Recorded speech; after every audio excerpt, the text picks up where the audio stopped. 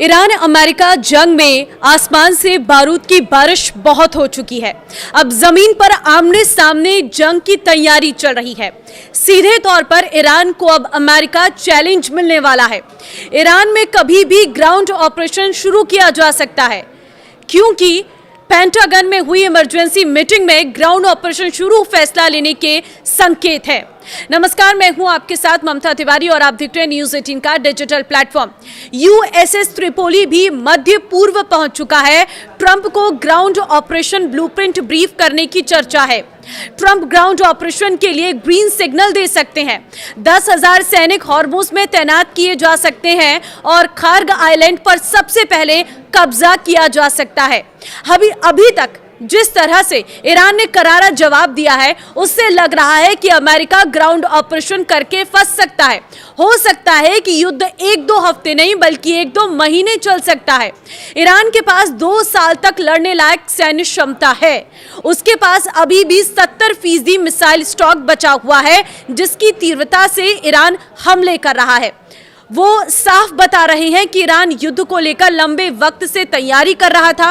America के ground operation में देरी की क्या वजह है, ये भी जान लीजिए। हालांकि अमेरिका के लिए बड़ा चैलेंज ग्राउंड ऑपरेशन में ईरान को तबाह करना होगा, क्योंकि वियतनाम और अफगानिस्तान में ग्राउंड ऑपरेशन में अमेरिका करीब हार गया था। ऐसा ना हो कि ईरान अमेरिका के लिए नया वियतनाम या अफगानिस्तान साबित हो।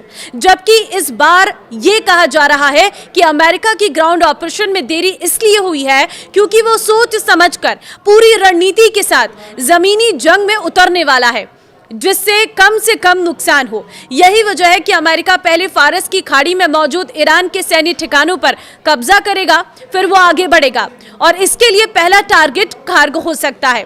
लेकिन खार्ग तक पहुंचने के लिए हॉर्मुज को पार करना जरूरी है और हॉर्मुज को पार करने का मतलब है पहले समुद्र में भीषण युद्ध।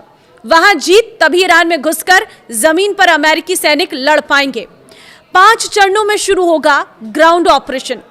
ट्रंप का यह ऑपरेशन 5G शुरू होने वाला है, यानी 5 चरणों में ग्राउंड ऑपरेशन किया जा सकता है, जिसके लिए यूएसएस त्रिपोली मध्य पूर्व पहुंच गया है।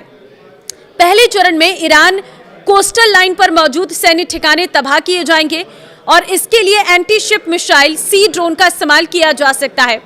दूसरे चरण में फारस के द्वीपों का ईरान से कनेक्शन काटा जाएगा, जिसके बाद सभी द्वीपों पर अमेरिका कब्जा कर सकता है। तीसरे चरण में हॉर्मुज स्ट्रेट में लगी सी माइंस हटाई जाएंगी। इसके लिए ब्रिटेन से माइंस ब्रेकर शिप पहुंच रहा है, जो ऑपरेशन शुरू करने वाला है। चौथे चरण में खार्ग समेत दूसरे द्वीपों पर कब्जा करने की तैयारी है और इसके लिए मरीन कमांडो को उतारा जाएगा। 5वें चरण में खार्ग से ईरान में कमांडो उतारे जाएंगे, जो हेलीकॉप्टर या पैराशूट से ईरान में घुसेंगे और तबाही मचाएंगे। तो अमेरिका को टक्कर देने के लिए ईरान की तैयारी। ग्राउंड ऑपरेशन शुरू करने का सीधा सा मतलब है कि अमेरिका हवाई हमलों से ईरान को काबू में नहीं कर पाया, इसलिए जमीनी जंग में उतरकर ईरान की टॉप लीडरशिप खत्म करने की तैयारी है। लेकिन अमेरिका के लिए यह इतना आसान नहीं होगा। अमेरिका के मरीन कमांडो ऑपरेशन को संभालेंगे। एयरफोर्स, नेवी और मरीन कमांडो ज्वाइंट ऑपरेशन करेंगे। सबसे ईरान के मिसाइल स्टोरेज को खत्म किया जाएगा। इसके बाद सैन्य ठिकानों पर कब्जा करने की तैयारी है। जबकि पलटवार में ईरान ने बड़ी तैयारी की है। ग्राउंड ऑपरेशन को लेकर पश्चिमी मीडिया और ईरानी मीडिया के तेवर एकदम अलग है। वॉशिंगटन पोस्ट ने लिखा है कि स्पेशल ऑपरेशन में चिन्हित इलाकों पर कंट्रोल किया जाएगा, जबकि तेहरान पोस्ट ने लिखा है कि जहन्नुम में आपका स्वागत है, आप जिंदा वापस नहीं लौट पाएंगे। इससे संकेत मिल रहा है कि ईरान को अंदाजा है कि अमेरिका कहां हमला कर सकता है। इसी वजह से ईरान ने काउंटर अटैक की पूरी तैयारी की हुई है। ईरान गुरिल्ला युद्ध लड़ने की तैयारी में है, साथ ही सुरंग नेटवर्क का इस्तेमाल करेगा। सबसे अधिक तैनाती द्वीपों पर की जा रही है, जिससे अमेरिका का कंट्रोल ना हो पाए और अमेरिका को ईरान में घेरने के लिए आर्मी बेस ना मिल पाए। और इसके लिए सी ड्रोन और सी माइंस का इस्तेमाल किया जाएगा, जबकि सभी बंदरगाहों और द्वीपों पर मिसाइल लॉन्चर लगा दिए गए हैं। अमेरिका के सामने क्या चुनौती है, ये भी जान लीजिए।